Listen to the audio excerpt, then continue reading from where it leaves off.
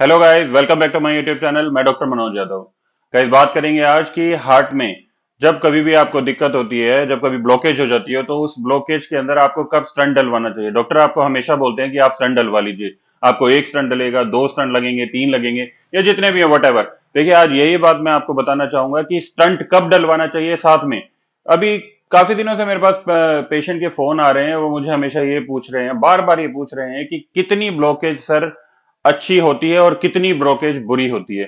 तो ब्लॉकेज के बारे में भी डिस्कशन करेंगे यहाँ पे कि क्या होती है ब्लॉकेज, ब्लॉकेज कितनी होनी चाहिए और कितनी ब्लॉकेज आपकी बॉडी के अंदर आपको खराब करती है, साथ ही में कितनी ब्लॉकेज के ऊपर आपको स्टंट डलवाना चाहिए। देखिए, बताना चाहूंगा आपको, मैंने पहले भी काफी वीडियोस बनाई हैं अपने हार्ट के ऊपर। हार्ट का हमारी बॉडी के अंदर एक मशीनरी होती है, इस मशीनरी के ऊपर ही सारा काम होता है। जितनी भी ब्लड वेसल्स होती हैं वो सारी की सारी कनेक्टेड होती हैं हमारी हार्ट के थ्रू।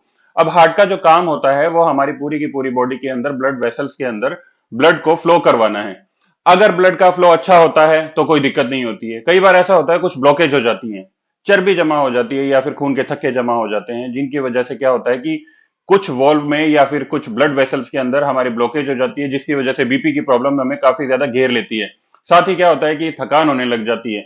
जब हम टेस्ट करवाते हैं तो सबसे पहला जो टेस्ट होता है हमारी बॉडी में, जब हमें पता चलता है कि हमें हार्ट की कोई प्रॉब्लम तो नहीं है, वो होता है आपका लिपिड प्रोफाइल। एक नॉर्मल ब्लड टेस्ट होता है। इस नॉर्मल ब्लड टेस्ट के अंदर आपको यह पता चलता है कि आपका खून जो है वो गाढ़ा तो नहीं है। खून के अंदर जो ट्राइग्लिसराइड लेवल है, जो आपका कोलेस्ट्रॉल लेवल है, उसके अंदर कोई कमी तो नहीं है, या फिर उसमें कोई गाढ़ापन तो नहीं है। अगर उसमें गाढ़ापन आ जाता है, उसके बाद में भी आप मेडिकेशन के ऊपर आ जाते हैं, मेडिकेशन लेने के बाद में भी आपको ऐसा लगता है कि थकान हो रही है, आपके लेफ्ट हैंड में काफी ज्यादा पेन हो रहा है, या फिर आपको चलते चलते काफी ज्यादा या फिर बैठे बैठे भी पसीना बहुत ही ज्यादा आने लग जाता है। उस कंडीशन में क्या होता है कि आप जब अपने डॉक्टर से मिलते हैं तो डॉक्टर आपको कुछ टेस्ट के लिए बोलता है। वो टेस्ट कौन कौन से होते हैं मैंने आपको पिछली वीडियो में भी बताया था। जो टेस्ट होते हैं वो ईसीजी हो गया, आपका इकोग्राफी होगा, टीएमटी हो गया, स्ट्रेस इकोग्राफी हो गया, या फिर स्ट्रेस टीएमटी हो गया। ये सभी टेस्ट होते हैं जिनको करवाने के बाद में आपको पता चलता है कि आपको कोई हार्ट की बीमारी है या नहीं है। अब 2 दिन पहले मेरे पास एक पेशेंट का फोन आया। वो मुझे बार बार रिपीट कर रहे थे कि सर देखिए, मुझे 30% ब्लॉकेज आ गई है। 30% ब्लॉकेज आने के बाद में कहीं मुझे स्टंट तो नहीं डलवाना पड़ेगा, या कहीं मेरी मौत तो नहीं हो जाएगी, मेरी डेथ तो नहीं हो जाएगी, मैं एक्सपायर तो नहीं हो जाऊंगा, क्योंकि मुझे ब्लॉकेज 30% आ चुकी है। तो देखिए, अब यहां पे आप बात करते हैं कि जब भी जो ब्लॉकेज होती है वो कितने परसेंटेज पर आपके लिए सही है, कितने परसेंटेज पर आपके लिए मॉडरेट है या फिर स्वेयर है। देखिए, जो पहली जो लेवल होता है, स्टेज 1 होता है आपकी ब्लॉकेज का। मान लीजिए आपकी बॉडी के अंदर ब्लॉकेज आ जाती है, तो वो ब्लॉकेज होती है कम से कम 30%। अगर आपकी बॉडी के अंदर 30% ब्लॉकेज है तो घबराने की कोई जरूरत नहीं है। डॉक्टर आपको कभी भी स्टंट के लिए नहीं बोलेंगे। अगर कोई भी आपको ये चीज आपके दिमाग में आ रही है, कोई आपको ये सलाह दे रहा है कि आपको स्टंट डलवाना चाहिए, तो ऐसा कुछ भी नहीं है गाइज। आपको स्टंट डलवाने की कोई जरूरत नहीं है। सिंपल मेडिकेशन का कोर्स है, आप मेडिकेशन का कोर्स कीजिए, आप बिल्कुल ही ठीक हो जाएंगे।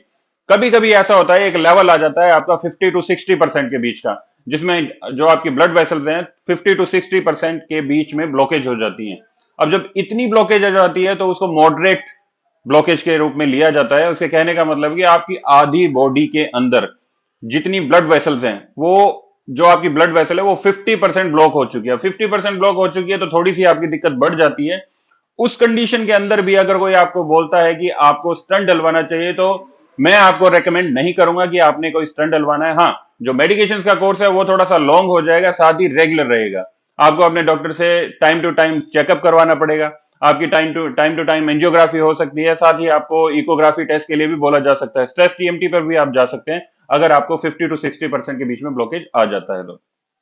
थर्ड वन क्या होता है गाइस, कि जब स्टंट की बात आती है कि आपने स्टंट कब डलवाना है, वो होता है आपकी बॉडी के अंदर जो ब्लड वेसल्स होती हैं, अगर आपकी 80 to 90% के आसपास ब्लॉकेज हो जाती है आपकी बॉडी के अंदर, तो उस स्टेज में स्टंट की अगर बात की जाए तो एक वही स्टेज होती है जिस स्टेज के अंदर आपको स्टंट डलवाने के लिए आपके डॉक्टर सलाह देते हैं या फिर आपके डॉक्टर बोलते हैं। अब देखिए क्या होता है, कई लोग ऐसे होते हैं जो बोलते हैं कि उस एज के अंदर भी हमें स्टंट डलवाने की जरूरत नहीं है, या फिर कई लोग ऐसे होते हैं कहते हैं कि हमें सिर्फ स्टंट डलवा लेते हैं, मेडिकेशन का कोर्स नहीं करते हैं, ठीक हो जाएंगे। ये आपकी सबसे बड़ी गलती है। आपको क्या करना है गाइस कि सबसे पहले तो आपने स्टंट डलवाना है आपके डॉक्टर के अकॉर्डिंग, जब भी आपके डॉक्टर बोलते हैं। साथ ही मेडिकेशन का जो कोर्स होता है वो कभी आपका बंद नहीं होता है।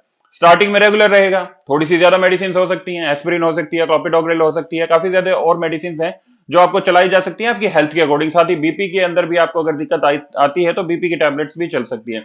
जो टैबलेट्स का कोर्स है वो मैंने अपनी पुरानी वीडियो में बताया, आप मुझे मेरी पुरानी वीडियो जाकर देख सकते हैं, उसमें कंप्लीटली बताया हुआ है कि बीपी की जो गोली है वो कैसे लेनी है, एस्पिरिन कैसे लेनी है, क्लोपिडोग्रिल कैसे लेनी है, किस हिसाब से लेनी है, कब कब लेनी है और कितने टाइम लेनी है।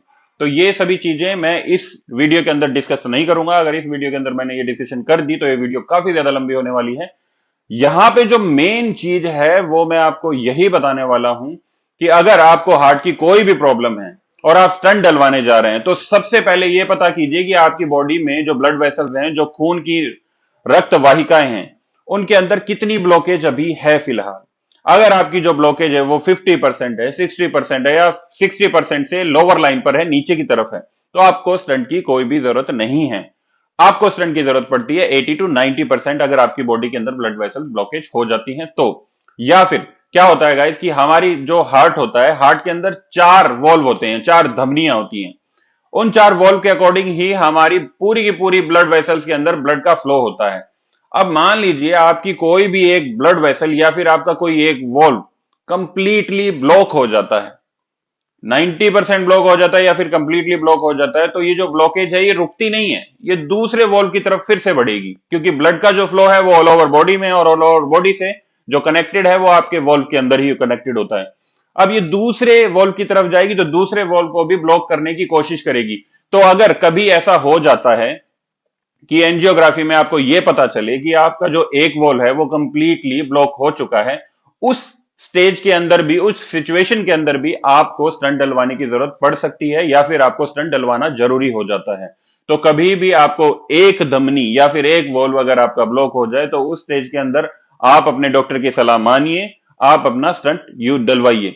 देखिए, अगर आपने स्टंट नहीं डलवाया और आप कहते हैं कि मेडिकेशंस का भी कोर्स चला सकते हैं, तो देखिए गाइस, यहां पे कुछ चीजें होती हैं जो आपकी बॉडी के लिए काफी ज्यादा मैटर करती हैं। अगर आपने देखिए आपकी बीपी के अंदर आपको दिक्कत आती है तो सबसे पहले क्या होता है कि आपके पैरों में कांपना शुरू हो जाते हैं आपके पैर। दूसरा क्या होता है, जैसे ही आपको यह पता चलता है कि आपको बीपी की प्रॉब्लम है, साथ ही क्या होता है आपके ब्रेन के अंदर जो फंक्शनल डिपार्टमेंट होता है, जिस हमारा जो ब्रेन होता है वो इलेक्ट्रिकल एक डिपार्टमेंट होता है जो सिग्नल हमारी ऑल ओवर बॉडी में भेजता है, तो वो वीक पड़ने लग जाते हैं। जैसे ही वो वीक पड़ेंगे वहां पे ब्लड का फ्लो भी काफी ज्यादा वीक रहने लगेगा, आपको इल्यूजन होने लग सकते हैं, आपको ऐसी चीजें दिखाई देंगी जो आपको नहीं भी हैं वो भी आपको दिखाई देने लग जाएंगी, या फिर आपके दिमाग में कुछ ना कुछ चलता ही रहेगा। ये वाली सिचुएशंस हमेशा तब होती हैं जब 80 to 90% ब्लॉकेज आपकी बॉडी के अंदर हो जाती है, या फिर आपका कोई भी एक वॉल्व है वो प्रॉपर वे में काम नहीं कर पाता, या फिर ब्लॉकेज हो जाती है। तो यहां पर आपको ये चीजें ध्यान में रखनी होंगी कि किस टाइम में कितनी ब्लॉकेज है, कितनी ब्लॉकेज आपके लिए सही है, कितनी ब्लॉकेज आपके लिए सही है। दोबारा से रिपीट कर रहा हूं मैं आपको यहां पे कि स्टंट जब भी डलवाएं तब आपकी बॉडी के अंदर कम से कम 80 to 90% ब्लॉकेज होनी चाहिए। साथ ही क्या होता है कि अगर 50% ब्लॉकेज है तो आपका मेडिकेशन का कोर्स चल सकता है। मेडिकेशन का कोर्स की कोई लिमिट नहीं है, कोई टाइम लिमिट नहीं है कि आपको 1 महीने लेना है, 6 महीने लेना है या फिर 3 साल लेना है। डॉक्टर के अकॉर्डिंग आपकी बॉडी बताएगी, डॉक्टर आपका चेकअप करेंगे कि आपको कौन सी दिक्कत है। अगर आपकी दिक्कत ठीक हो रही है तो मेडिकेशन का जो कोर्स है वो अल्टरनेट हो सकता है या फिर कम हो जाएगा।